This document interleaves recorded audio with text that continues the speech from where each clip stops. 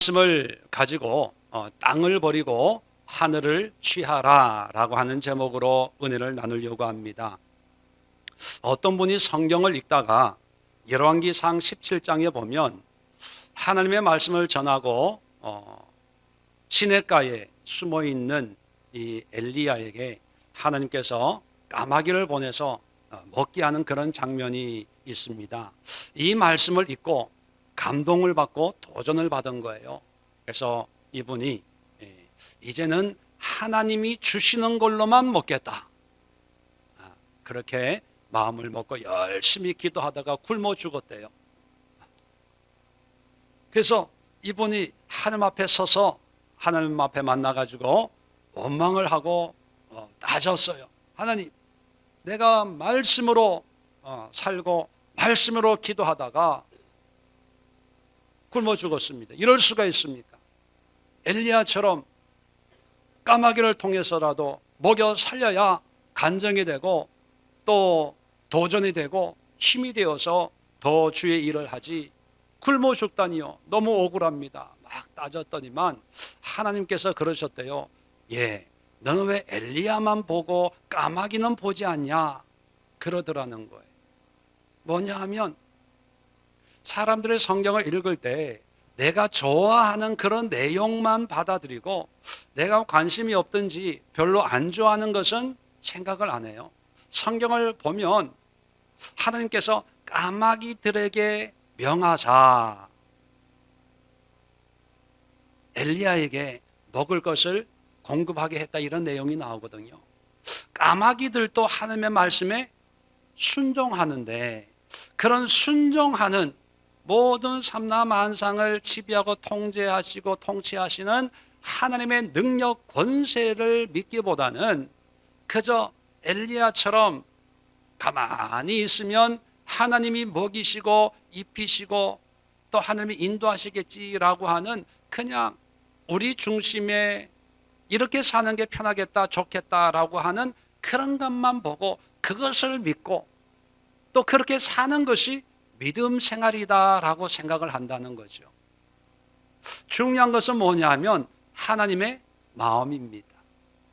성경을 열심히 읽고 또 설교를 열심히 듣고 또 성경 공부도 열심히 하면서 이 말씀이 너무 좋아, 또 이 목사님의 이 말씀이 내 귀에 쏙쏙 들어와, 참 좋고 은혜로운 말씀이야. 참 좋지만 때로는 위험할 수가 있습니다. 그 위험이 뭐냐 하면 내가 좋아하는 것만 듣다 보니까 정말 들어야 될 것은 듣지 않는 경우가 많지요. 음식도 보면 내가 좋아하는 음식, 내 입에 맞는 음식만 먹다 보면 뭔가 다른 쪽에 부족하게 되어서 영양적으로 위험 신호가 올 수 있는 것처럼 우리가 신앙생활 할 때 말씀이 중요합니다. 그런데 이 말씀을 내 기준으로 내가 좋아하는, 그저 내가 도전받고 나를 위로하는 말씀으로 보고 해석하는 것이 아니라 이 말씀을 주시는 하나님의 마음이 뭘까, 하나님의 뜻이 뭘까, 하나님이 나를 통해서 원하고 바라는 그런 삶의 변화는 무엇일까라고 하는 그런 생각과 마음으로 성경을 읽을 때 위로가 되는 말씀도 하나님의 음성이 되고, 또 책망하고 또 채찍질하고 힘들고 마음 아프게 하는 그런 말씀도 결국은 나에게 유익이 되는 영적인 양식이 될 수가 있다는 것입니다. 자, 오늘 15절 이 한 절 말씀 속에 참 많은 생각해야 될, 그리고 우리 신앙의 모양과 모습이나 또 신앙의 방향이나 또 믿음 생활하면서 우리가 무엇을 위해 신앙생활하고 어떻게 기도해야 되고 어떻게 믿음으로 살아내야 될까, 여러 가지를 말씀하고 있는 정말로 의미가 있는, 제 개인적으로는 신명기에서 가장 깊은 의미를 우리에게 주는 그런 짧은 한 구절의 말씀이 아닌가, 그런 생각을 합니다. 21일 연속 기도를 하고 있기 때문에 신명기의 서론적인 설명은 생략을 하고요, 가나안 땅에 들어가야 될 출애굽 2세들 앞에 가나안에 못 들어가는 모세가 이제 설교를 하는데 그 가운데 15절에 이렇게 얘기합니다. 내 하나님 여호와께서 너희 가운데 내 형제 중에서 너를 위하여 나 같은 선지자 하나를 일으키시리니 너희는 그의 말을 들을지니라. 이제 장차 며칠 후면 가나안 땅에 들어가는데 나는 못 들어간다는 거죠. 그러나 하나님께서 나 같은 선지자를 너희 가운데서 세울 거니까 너희는 그 선지자의 말을 들어라, 이렇게 얘기합니다. 자, 그러면 모세가 죽고 난 뒤에 또 모세는 가나안에 못 들어가지만 가나안 땅에 들어가면 또 모세와 같은 선지자를 하나님이 세우신다는 겁니다. 자, 이 말씀을 곰곰이 생각해 보면 그렇다면 하나님의 의도는 뭘까? 왜냐하면 모세와 같은 선지자가 필요했던 것은 광야를 40년을 갈 길을 모르지만 낮에는 구름으로 밤에는 불기둥으로 인도하시는 하나님의 인도함을 받고 430년 동안 예배도 제사도 믿음 생활도 없었던 이 백성들에게 하나님의 말씀을 가르치는 그런 광야의 지도자로 모세를 세웠습니다. 자, 그래서 모세의 때가 지나면 가나안은 어떤 곳입니까? 정착해서 농사를 짓고 목축을 하고 또 산에서 꿀을 채집을 해서 먹는 그런 정착 문화를 가지고 살아가는 곳이죠. 그러면 우리가 언뜻 생각해 보면 모세 같은 지도자가 아니라 모세와는 다른 정착할 수 있는 그런 지도자가 필요한 거죠. 왜? 시대가 다르고 환경이 다르니까. 그런데 성경은 분명히 가나안 땅에서도 나와 같은 선지자를 세울 거니까 너희는 그의 말을 들어야 된대요. 그러면 이 말씀 속에서 적어도 하나님의 뜻은, 하나님의 관심은 땅에 있는 것이 아니라는 거예요. 광야나 가나안이나 차이가 없다는 거죠. 광야 때는 모세를 통해서 강력한 리더십으로 인도했다면 가나안 땅은 좀 더 다른 안정을 추구하고 나라를 세우고 정치, 경제, 사회, 문화, 정말 체계적인 어떤 그런 삶을 리드해 나가는 새로운 시대에 새 역사를 펼쳐갈 새로운 지도자가 필요한 게 아니라 여전히 모세 같은 지도자를 세운다는 거죠. 그 얘기는 뭐냐면 광야의 삶이나 가나안의 삶이나 하나님 보시기에는 똑같은 삶을 살기를 원한다는 것입니다. 우리는 뭔가 달라지기를 바라요. 뭔가 새로운 일꾼을 찾기를 원합니다. 그런데 하나님은 똑같은 지도자를 세우고, 그러니까 너희들은 잔말하지 말고 다른 사람 구하지 말고 그의 말을 들으라는 거예요. 그러면 모세와 같은 선지자는 누구를 의미합니까? 현실적으로, 상황적으로는 모세 대신에 누가 지도자가 됩니까? 여호수아예요.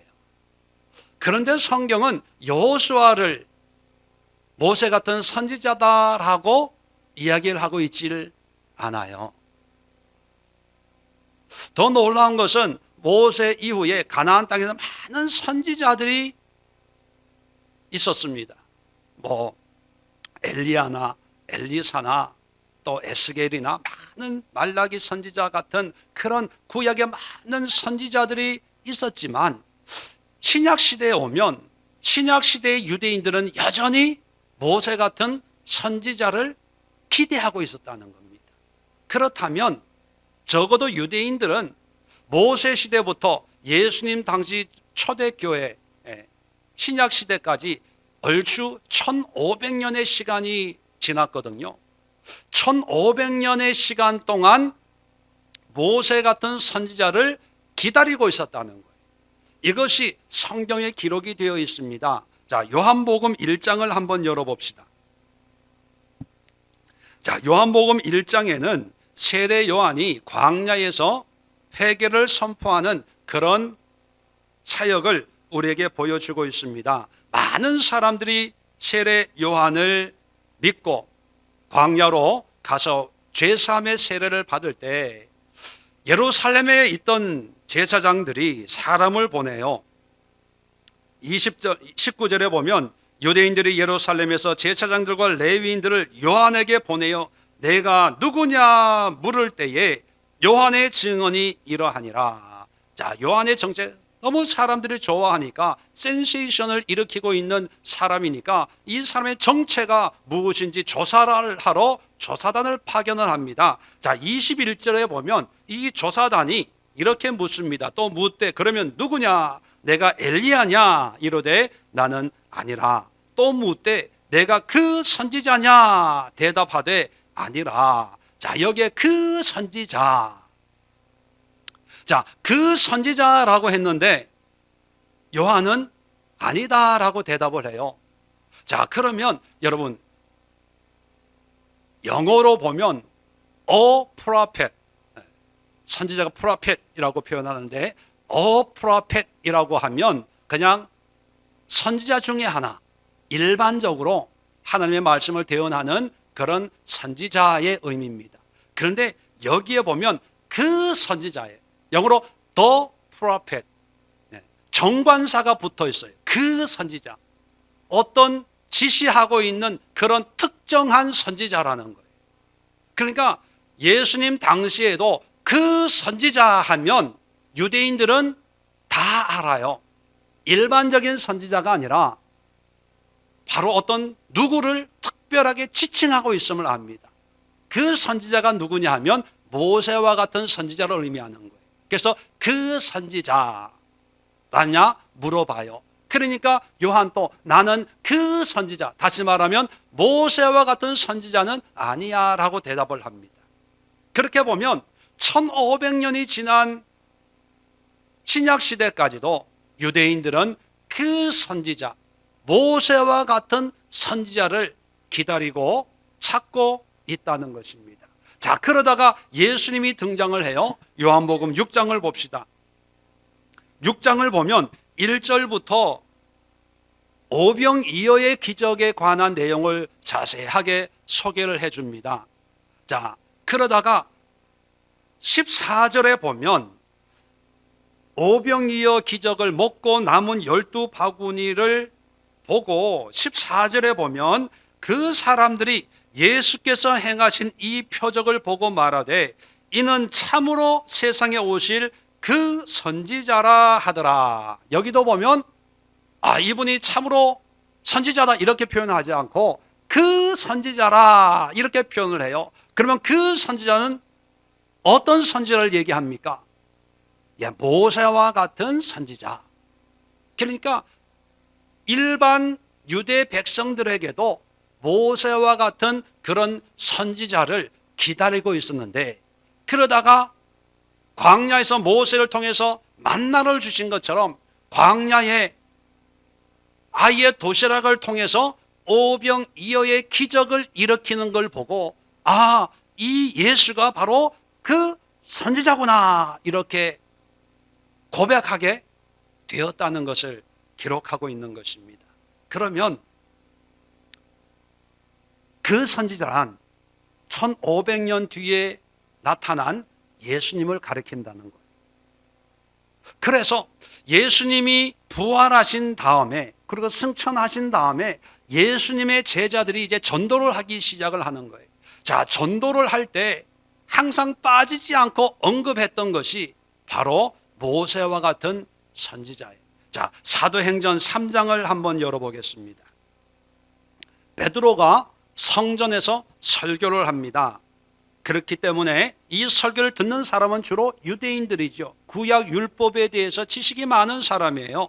자, 그런 사람들에게 22절에 보면 사도행전 3장 22절 모세가 말하되 주 하나님이 너희를 위하여 너희 형제 가운데서 나 같은 선지자 하나를 세울 것이니 너희가 무엇이든지 그의 모든 말을 들을 것이라. 자, 이 말씀은 어디를 인용하고 있는 겁니까?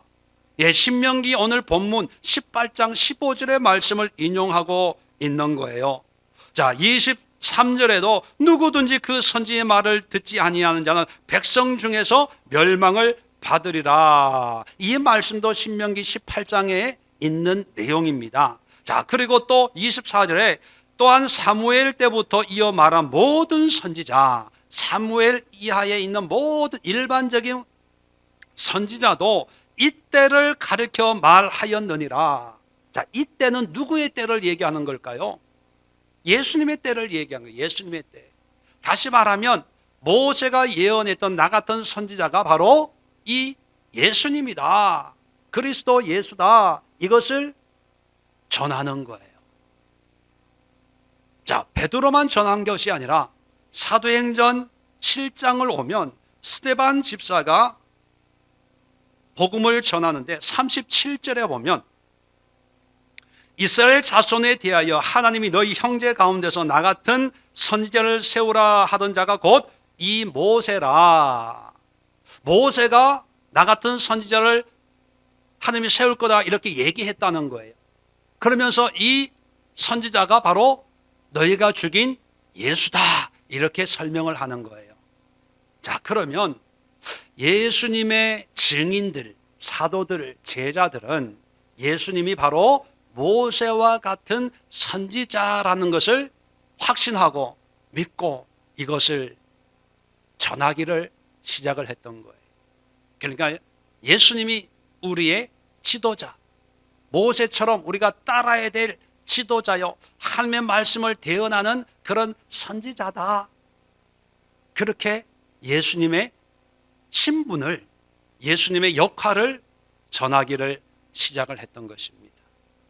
그런데 신약 성경을 보면요, 예수님 스스로도 자기가 모세와 같은 선지자의 역할, 물론 예수님은 하나님의 아들이십니다. 모세와 비교하면 비교할 가치가 없이, 모세는 인간이지만 하나님은 100% 하나님인 동시에 100% 인간의 모습이기 때문에 모세와 월등한 존재지만, 그러나 사람들에게 자기의 어떤 사명이나 사역을 알려주기 위해서 내가 바로 그 선지자다라고 예수님이 직접 입으로 언급한 내용이 있습니다. 자, 누가복음 9장을 열어봅니다. 누가복음 9장의 내용은 우리가 소위 말하는 변화산이라고 하는 그런 배경을 가지고 있습니다. 28절부터 보면 베드로와 요한과 야고보를 데리고 기도하러 갔는데, 기도할 때 하나님 예수님이 놀랍게 변화가 돼요. 자, 변화된 속에 30절에 모세와 엘리야가 나타납니다. 자, 31절 보세요. 영광 중에 나타나서 장차 예수께서 예루살렘에서 별세하실 것을 말할세. 예수님이 이런 영광된 모습 속에 모세와 엘리야와 함께 여러 가지 얘기를 하다가 장차 예루살렘에서 별세할 것을 얘기했대요. 별세란 뜻이 뭡니까? 어떤 의미입니까? 죽는다는 의미예요. 별세. 그런데 원어를 찾아보면 별세가 헬라어로 엑소더스라고 표현을 해요. 여러분, 엑소더스라는 말 어디서 들어본 기억 없어요? 어디에 나와요? 영어 성경을 보면 엑소더스라는 성경책이 있어요. 무슨 책입니까? 출애굽기예요. 출애굽기. 원래 히브리 구약 성경은 제목이 없어요. 그래서 첫 글자가 제목이에요. 창세기 같으면 우리는 제네시스, 창세기 이렇게 하는데, 유대인들은 첫 글자 그 태초에라고 하는 그런 히브리 말로 그냥 불러요. 그런데 창세기라고 제목을 붙이기 시작한 것은 히브리 성경을 헬라어로 번역했을 때, 기원전 한 300년경에 이집트 위에 있는 알렉산드리아에서 헬라어로 번역을 할 때, 그때 이제 제목을 붙이기를 시작을 했는데, 출애굽기의 제목이 엑소더스예요. 엑소더스라는 말은 떠난다, 출발한다, 나온다라는 뜻을 가지고 있습니다. 그런데 여기에 별세하실세라는 이 말씀은 의역을 한 거죠. 예수께서 장차 예수께서 예루살렘에서 엑소더스 할 것을 말씀하실세, 그렇게 기록을 했다는 겁니다. 그러면 이 자리에 누구도 있어요? 모세도 있고 엘리야도 있어요. 자, 그리고 35절 보십시오. 이 얘기를 하고 있을 때 구름 속에서 소리가 나서 이르되 이는 나의 아들 곧 택함을 받은 자니 너는 그의 말을 들으라. 그의 말을 들으라. 자, 이 자리에 모세가 있었거든요. 모세는 이 말을 기억을 할까요, 못할까요? 기억을 하겠죠. 왜요? 신명기 18장 오늘 15절 말씀에 나 같은 선지자를 세울 테니 너희는 그의 말을 들으라. 다시 말하면 예수님이 육신적인 죽음의 의미로 별세라고 표현한 게 아니고요. 새로운 영적인 출애굽을 예루살렘부터 내가 할 거야, 그렇게 얘기한 거예요. 그러니까 너희는 그의 말을, 예수님의 말을 들어라. 마치 신명기 18장 15절에 있는 이 말씀을 예수님이 의도적으로 변화산에서 모세까지 불러다 놓고 하늘의 음성까지 들려주면서 내가 바로 모세와 같은 그 선지자야, 나도 이제 새로운 영적인 출애굽을 할 거야 라고 사랑하는 제 제자에게 보여주고 들려주고 있다는 거예요. 그러면 예수님도 본인도 뭐 제자들이 얘기하는 거는 뭐 당연한 거고 예수님 자신도 모세와 같은 선지자의 그런 역할을 내가 하고 있다라고 생각을 하셨다는 거예요. 또 재미있는 것은 모세라고 하는 이름의 의미가 무엇입니까? 모세라는 이름의 뜻이 뭐예요? 출애굽기에 보면 모세 갈대 상자에서 아이를 건져냈다, 물에서 건져냈다, 그래서 모세라고 이름을 줬어요. 모세라는 말은 마샤라는 말에서 나왔는데 건져낸다, 구출한다, 구원한다, 끄집어낸다, 그런 뜻을 가지고 있어요. 자, 그렇다면 예수라고 하는 이름의 의미는 뭘까요? 예수의 뜻이 뭡니까? 예수와 비슷한 이름이 여호수아, 호세아, 그게 뭐냐? 구원이라는 뜻입니다. 구원. 구출한다, 구원한다, 끄집어낸다. 모세라는 말과 예수라는 말은 거의 비슷한 이름을 가지고 있습니다. 성경은 우리에게 결론적으로 예수님이 모세가 예언했던, 그리고 1500년 동안 유대인들이 학수고대하고 기다렸던 모세와 같은 선지자가 누구냐? 바로 예수 그리스도이심을 우리에게 알려주고 있다는 거예요.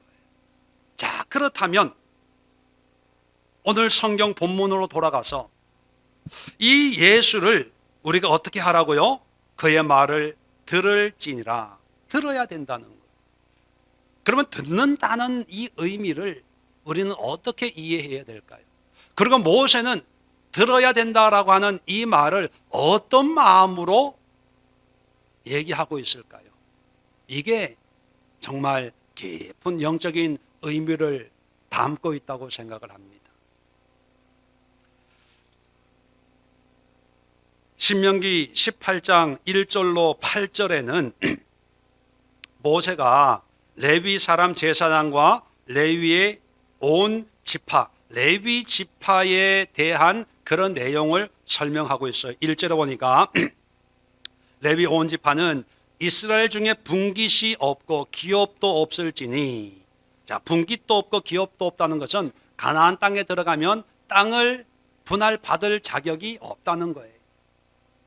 요구할 권리도 없다는 거예요.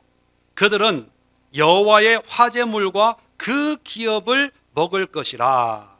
뭐냐면 하나님만을 섬기고 하나님을 섬김으로 말미암아 이스라엘 나머지 지파들이 주는 어떤 재물, 예물로 먹고 사는 그런 지파다. 그런 얘기를 쭉 하는 거예요. 그래서 레위 지파는 다른 지파들보다 다르다는 거예요. 그러니까 너희들은 이 다름을 인정하고 이 레위 지파를 하나님의 말씀대로 이렇게 섬겨야 된다. 이들은 땅을 소유하지 않고 하나님의 소유가 되니까 너희들이 그들의 책임을 분담을 해야 된다. 그런 내용을 하고 있는 거예요. 자, 이럴 때 이 얘기를 듣고 있는 유대인들의 반응은 어땠을까요? 어떤 사람들은 속으로 그랬는지도 몰라요. 뭐라고 했냐면, 야, 지들 잘 먹고 잘 살게 해달라고 그러네? 그렇게 생각하는 사람도 있어요. 왜냐하면 모세가 어느 지파 사람입니까? 모세는 무슨 지파 사람이에요? 모세가 레위 지파 사람이거든요. 그러니까 모세가 우리 지파 사람들 너희들 책임져야 돼. 땅이 없으니까 농사도 못 지니까 너희들이 많이 재물 가지고 와서 레위 지파 거기 재물 앞다리도 레위 지파에게 주고 뒷다리도 주고 재물 드는 거 반드시 이렇게 줘야 돼.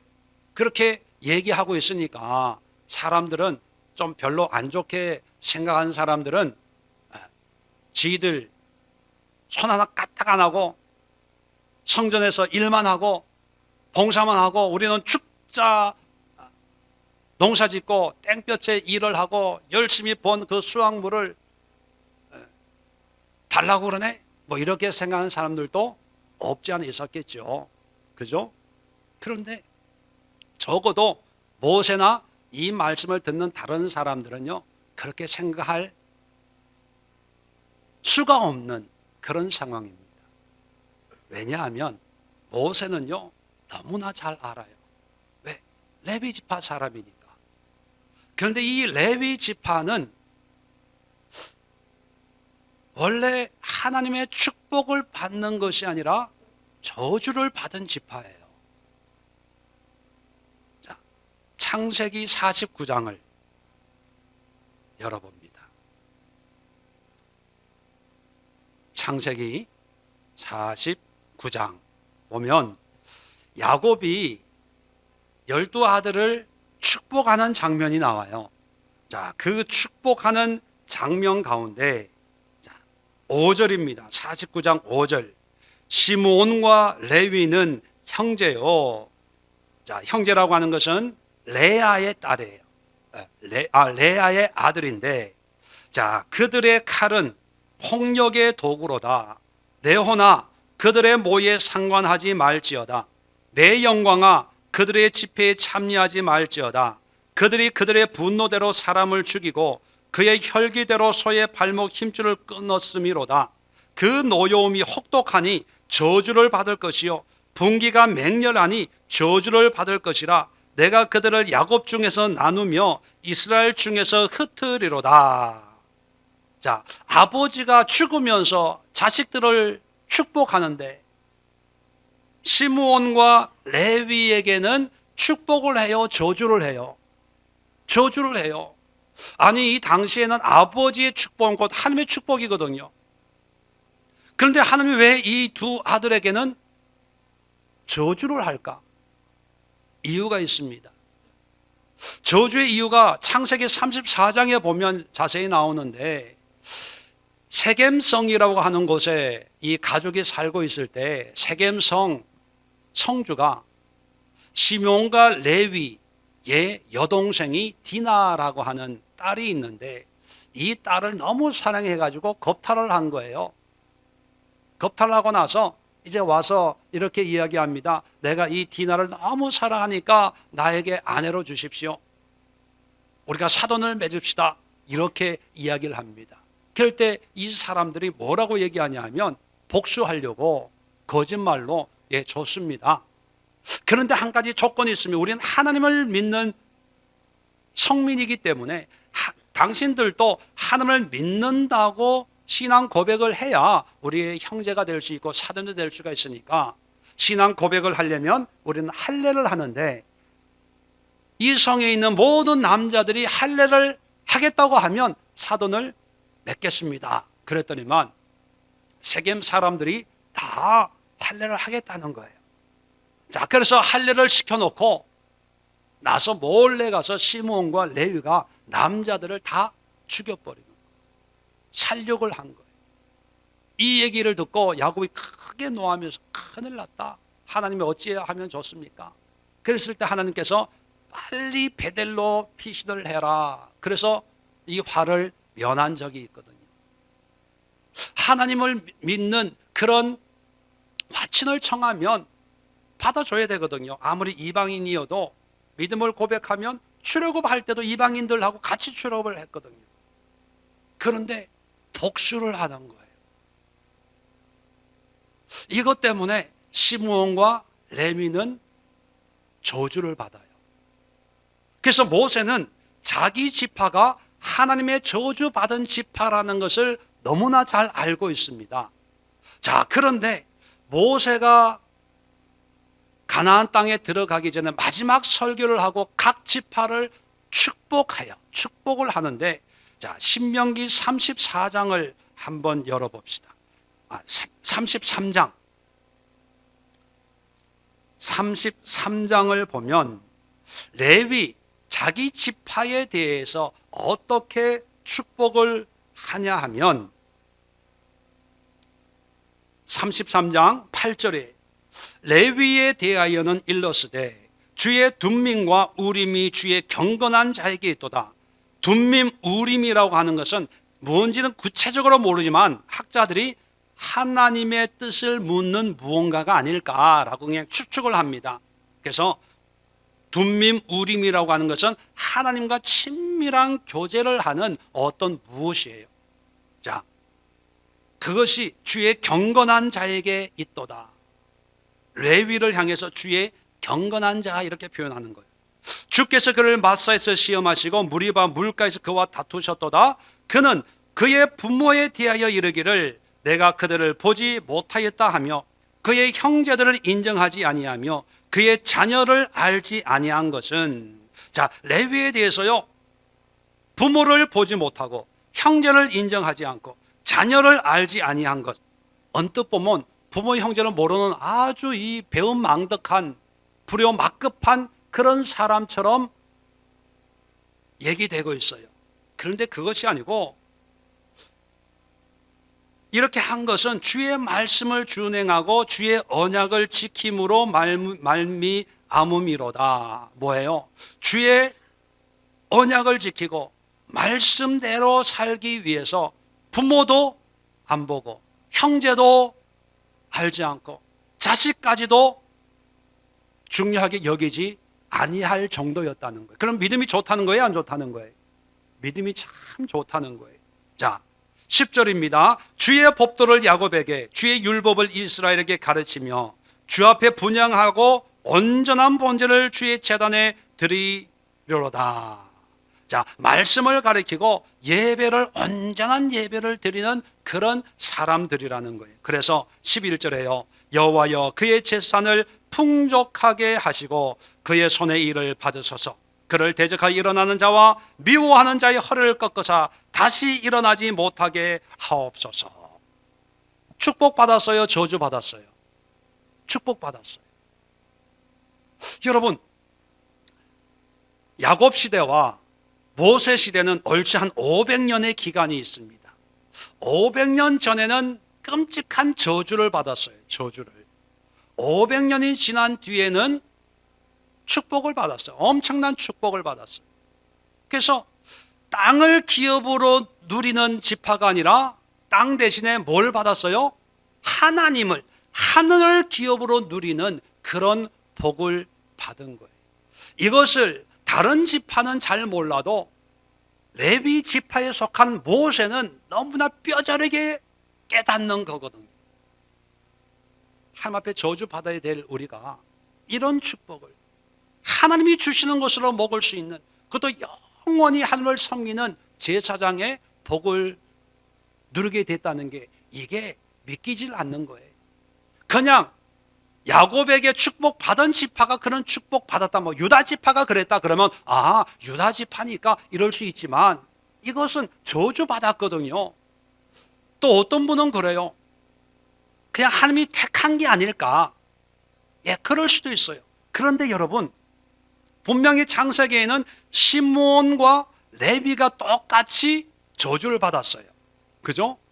그러면 하나님이 시므온도 택할 수 있잖아요. 그런데 신명기 34장, 33장을 자세히 읽어보면요, 시므온에 대한 축복은 없어요. 시므온에 대해서는 침묵해요. 그리고 시므온은 민수기를 보면요, 출애굽할 때는 민수기에 인구조사가 나옵니다. 첫 번째 인구조사, 출애굽하자마자 인구에서는 5만 9천 명 정도 인구가 돼요. 그런데 민수기 끝에 40년 광야를 마치고 인구조사를 하는 장면이 나와요. 거기에는요, 인구가 몇 명이냐? 2만 2천 명 정도 돼요.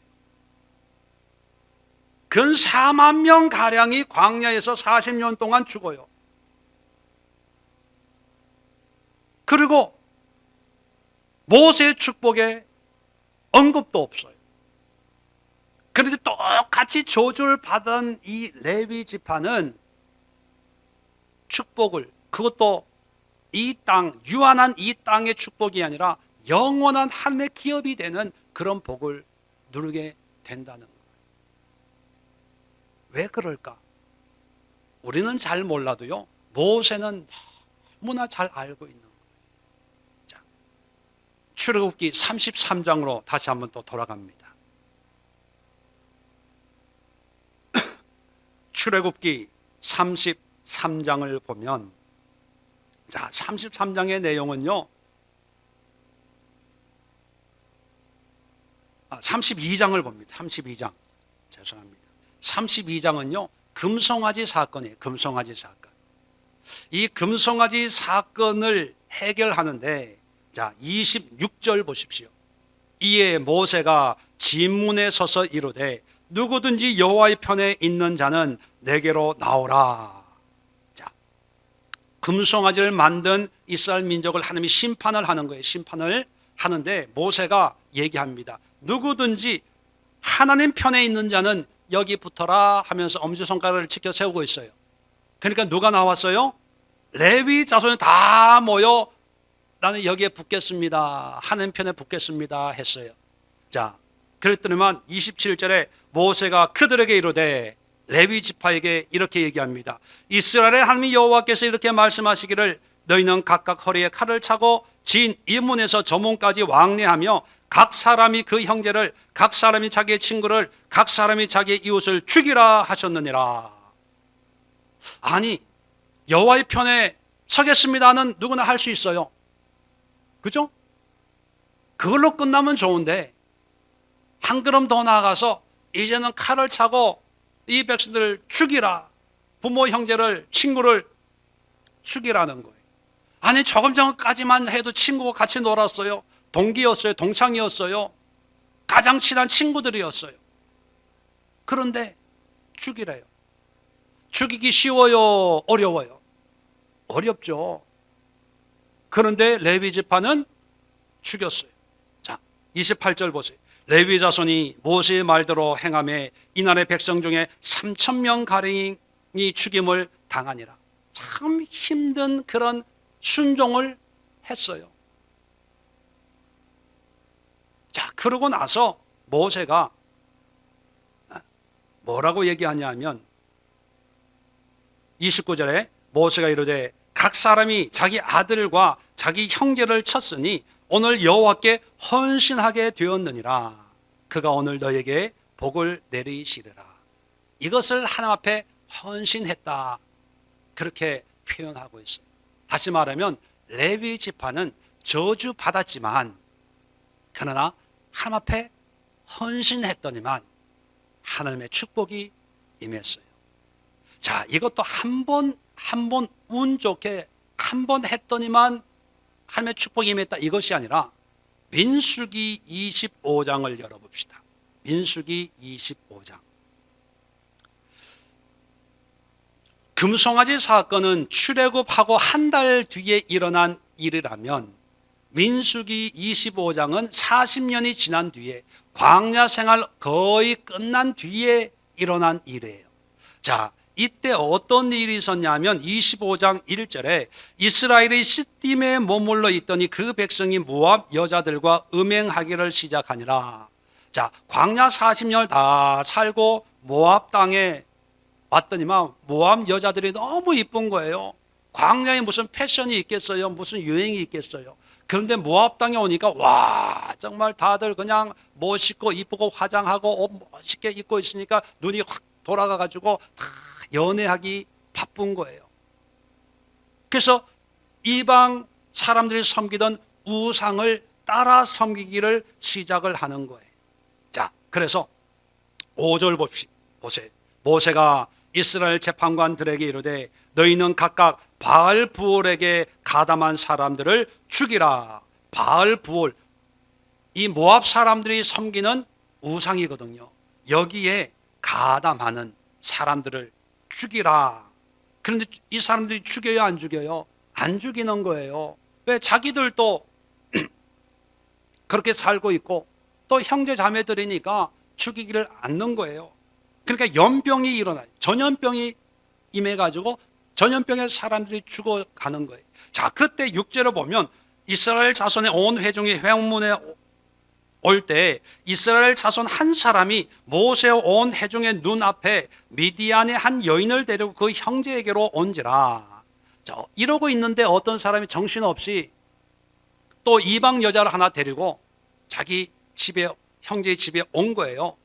자, 이때 7절에 제사장 아우론의 손자 엘르아살의 아들 비느하스가 보고 회중 가운데에 일어나 손에 창을 들고 그 이스라엘 남자를 따라 그의 막사에 들어가 이스라엘 남자와 그 여자의 배를 꿰뚫어 두 사람을 죽이니 연병이 이스라엘 자손에게서 그쳤더라. 그 연병으로 죽은 자가 24,000명이었더라. 여러분, 아무도 헌신하지 않을 때, 이스라엘의 재판관들도 두 손 놓고 있을 때 아론의 증손자쯤 되겠죠. 손자 엘리아살의 아들이니까 증손자인 비느하스가 이걸 보고 못 참고 이 두 사람을 죽여버린 거예요.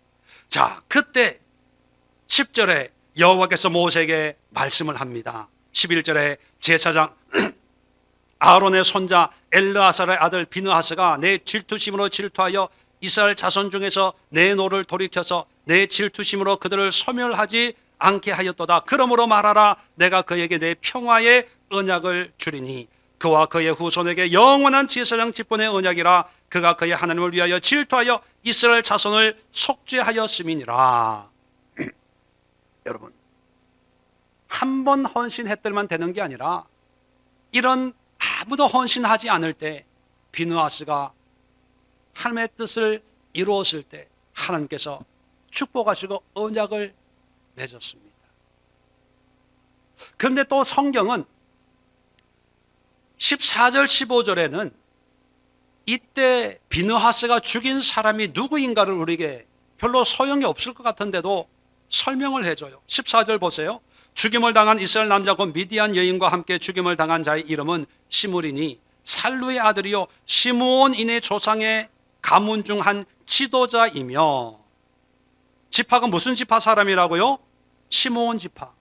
그리고 이 사람은 보통 사람이 아니고 지도자예요. 지도자. 권세가 있는 사람이에요. 똑같이 시므온 지파와 레위 지파가 저주를 받았는데 시므온 지파는 아직도 이렇게 음행을 하고 있어요. 그리고 지위가 높아요. 자, 15절에는 여자에 대해서 얘기합니다. 죽임을 당한 미디안 여인의 이름은 고수비니 수르의 딸이라. 수르는 미디안 백성의 한 조상의 가문의 수령이었더라. 남자는 지도자고 여자는 수령의 딸이에요. 이 얘기는 뭐냐면 아무나 함부로 건드릴 수 있는 그런 사람들이 아니라는 거예요. 누구나 뒷짐지고 있을 그런 사람들. 나보다 못한 사람이면 그냥 뭐 가서 죽일 수 있건만 지도자예요. 그런데도 비느하스가 이 일을 했다는 거예요. 그것은 뭐냐면 남들이 하기 어려운 그런 하나님의 명령을, 그 명령을 듣고 거기에 순종하고 거기에 헌신했더라는 겁니다. 그래서 출애굽기 금송아지 사건이나 이 바알 부올 모압에서 있던 이 음행의 사건이나 하나님의 뜻을 이루는 데 쓰임받고 자원했던 사람들이 누구냐? 레위 사람들이에요. 그래서 레위 사람들이 받은 그 은혜는 그저 하나님이 선택해서 그냥 하나님이 작정해서 그냥 무작위로 주신 그런 은혜가 아니라 하나님을 향한 헌신과 순종에 대한 대가로 받은 은혜와 축복이라는 거예요.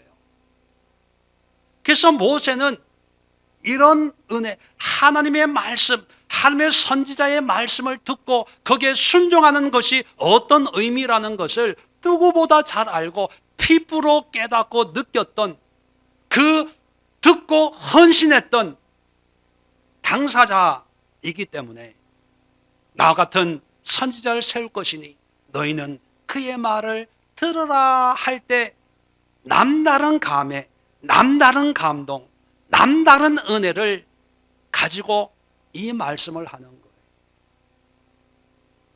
쉽게 표현하면 자기 지파는요, 인생이 역전된 거예요.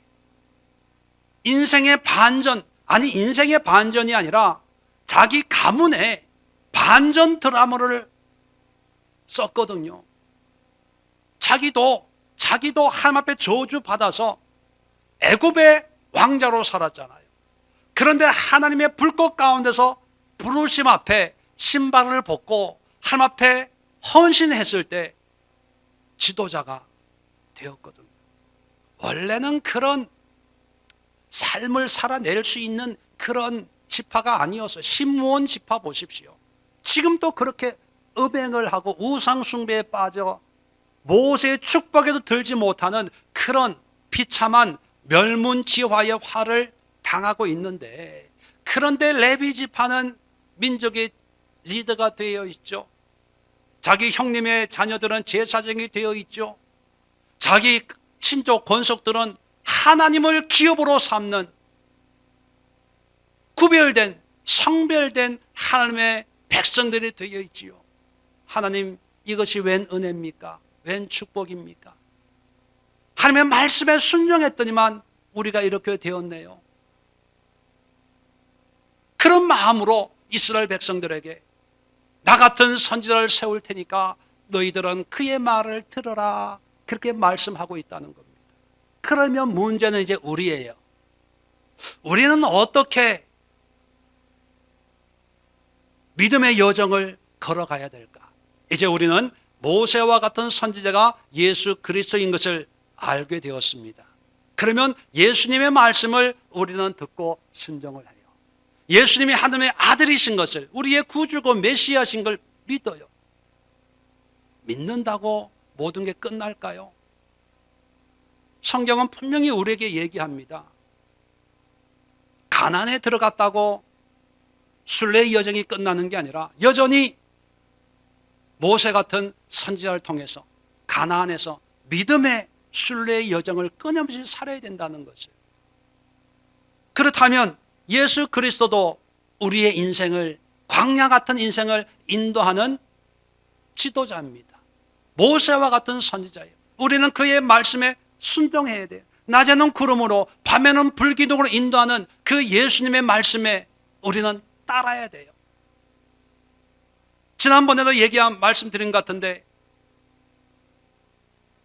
유월절 어린 양의 보혈의 피의 능력을 경험하고 깨닫고 믿었다고 해서, 소위 말하면 구원받았다고 해서 다가 아니라는 거예요. 이스라엘 백성들이 유월절을 통해서 애굽 사람들은 다 장자가 죽었지만 자기 집은 살았어요. 그 다음날 일어나 보니까 곡소리가 나는데 우리 집은 괜찮았거든요. 아, 하나님이 우리를 구원해 주셨구나 깨달았어요. 구원의 은혜를 깨달았다고 모든 문제가 끝납니까? 깨달았다면 어떻게 해야 돼요? 애굽에서 나와야 되는 거예요. 그래서 유월절을 지키기 위해서는요, 옷을 입고 신발을 신고 지팡이를 들고 그 유월절 음식을 급하게 먹고 발효되지 않는 그런 무교병을 먹고 급하게 뛰쳐나와야 되는 거예요. 세상에서. 믿습니다. 구원의 은혜 너무 감사합니다. 하나님이 십자가의 피로 나를 구원시켜 주셨네요. 감사합니다. 그러고 여전히 애굽에 살고 있다면 그게 무슨 의미가 있습니까? 오늘날 많은 그리스도인들이 마치 유월절의 은혜로 구원은 받았지만 출애굽은 안 한 그런 애굽의 삶을 살고 있는 사람들이 얼마나 많은지 모르겠어요. 그러면서 날마다 간증은 해요. 야, 너 알아? 어젯밤에 옆집은 죽었어. 근데 우리 집 애는 살았어. 너 알아? 옆집 소는 죽었는데 우리 집 마구간은 깨끗해. 야, 참 하나님 그 어린 양의 피가 능력이 있긴 있대. 그 어린 양의 피를 발랐더니만 구원받아서 와, 대단하네. 간증 안 하면 간증은 기가 막히게 해요. 과거에 내가 어떻게 했고, 과거에 이렇게 봉사했고 기도했고, 과거가 아니라 지금이에요. 지금의 기도의 모습은 어떻습니까? 지금의 예배의 모습은 어떻습니까? 지금 하나님 말씀 앞에 어떤 순종을 하고 있는가? 그게 중요한 거예요. 그런데 오늘 우리에게 성경은 모세 같은 선지자가 예수님이라면 우리는 예수님의 말씀을 들어야 된다는 거예요. 듣는다고 하는 것은 그저 설교 한 편 듣고 또 인터넷을 통해서 뭐 좋은 세미나 강의 한 번 듣고 성경 공부를 통해서 학교에서 뭐 교실에서 하나님의 말씀을 듣는 것으로 끝나는 것이 아니라 모세는 자기의 인생과 자기 지파에 일어났던 이 놀라운 인생의 반전, 하나님의 섭리의 놀라우심을 염두에 두고 들으라고 하는 거예요. 그것은 뭐냐면 귀로 듣는 것이 아니라 귀로 듣고 주님 앞에 헌신하는 거예요.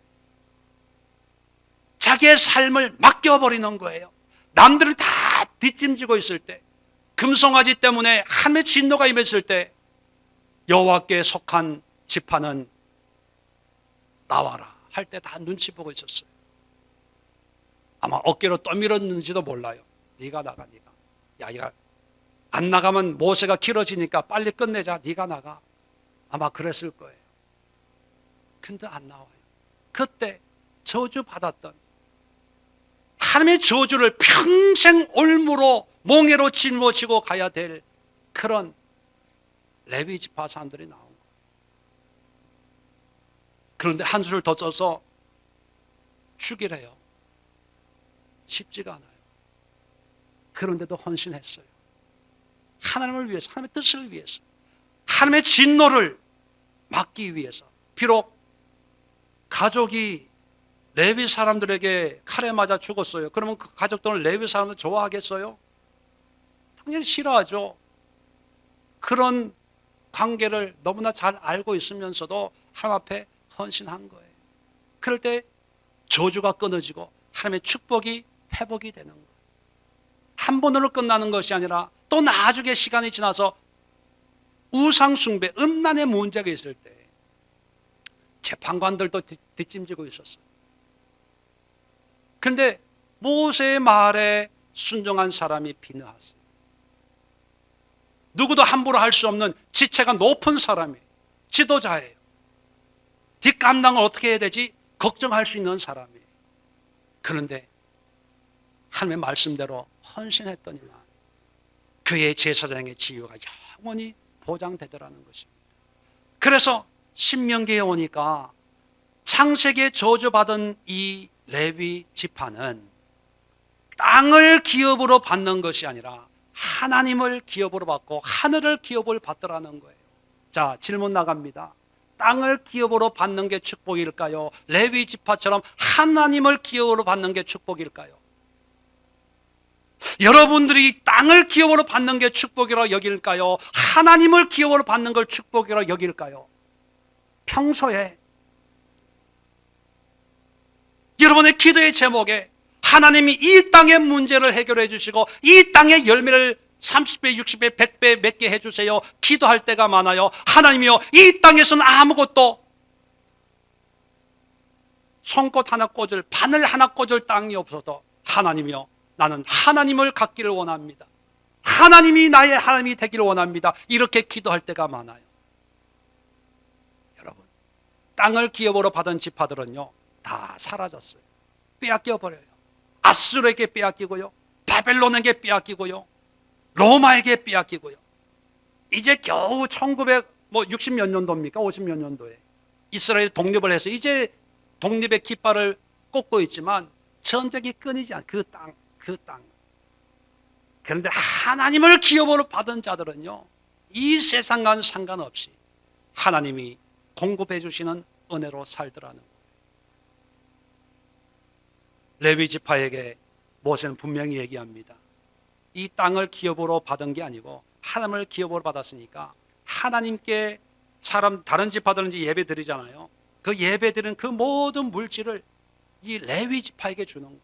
다시 말하면 사람에게서 받았으니까 그게 하나님의 거잖아요. 하나님의 것을 레위 지파에게 주는 거예요. 그러니까 레위 지파는 하나님이 주시는 것으로 살아가는데 늘 배골고 가난하게 살았을까요? 배부르게 부족함이 없이 살았을까요? 배부르게 살았어요. 왜요?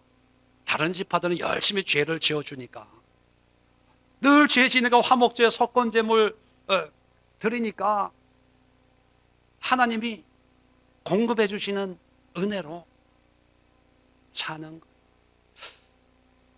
가나안 땅, 지난주도 말씀드렸죠. 우리가 가야 될 가나안은 없어요. 이미 가나안을 살고 있는 거예요. 이 가나안 땅에서 하나님이 원하시는 것은 이 땅을 차지하고 이 땅을 누리면서 승승장구하라는 의미가 아니라, 가나안 땅 보세요. 말로는 젖과 꿀이 흐르는 땅이지만 뭐 농사가 잘 되는 땅입니까? 척박한 땅인데, 모래먼지 날리는 시뻘건 땅인데요. 그 땅을 젖과 꿀이 흐르는 땅이라고 한 것은 뭐냐면 이 땅에는 소망이 없다는 거예요. 이 땅에는 기대할 게 없다는 거예요. 지난주에 천수답이라고 말씀드렸죠. 이 땅에서는 뭔가 소망이 없고 하늘에서 비가 내려야 살 수 있는 그런 땅이에요. 다시 말하면 가나안으로, 지금 팔레스타인으로 인도하신 하나님의 마음은 뭐냐면, 봐라, 아브라함에게 약속한 약속의 땅인데 이 땅에는 너희가 기대할 가치가 있겠냐 없겠냐? 누가 봐도 없다고 대답하거든요. 자, 그럴 때 하나님은 땅을 기대하지 말고 하늘을 기대하라. 하늘. 그래서 텀블러 사용하라는 거예요. 하늘을 소망하라. 하늘을 소망하라는 거예요. 참 설교하면서 다 살펴봐요. 여러 가지 일을 하면서 설교하고 있습니다. 이제 끝날 때가 됐어요. 시계 보고 있으니까 걱정하지 마시고 하늘을 소망하라는 거예요. 그런데 나머지 지파들은 땅을 받았을 때 얼마나 기뻐했겠어요. 그런데 그 기쁨은 오래가지 않아요. 하나님을 소유한 레위 지파들은요, 땅이 없어도 하나님은 여전히 있잖아요. 요한계시록이 말씀하는 게 뭐예요? 이 세상은 환난과 핍박과 고난과 하나님의 진노와 심판이 있지만 하늘나라는 이상이 없어요. 여전히 하나님을 찬양하고 하나님의 영광 가운데 있고 하나님의 보호자에서 나오는 그런 은혜 가운데 살고 있다는 거예요. 그래서 긍정적으로 이 그리스도인들이 모세와 같은 선지자를 통해서 하나님의 말씀에 순종하고 헌신함으로 결국은 붙잡아야 될 게 뭐냐면 이 땅이 아니라 하나님을 붙잡는 거예요. 예수 그리스도를 붙잡는 거예요. 하나님을 통해서 임하시는 영원한 나라를 붙잡을 수 있는 그런 사람, 그런 믿음으로 살아가라라고 하는 것이 모세를 통해서 그의 말을 들어라. 마태복음 한 군데만 찾고 마치도록 합니다. 10장입니다. 자, 마태복음 10장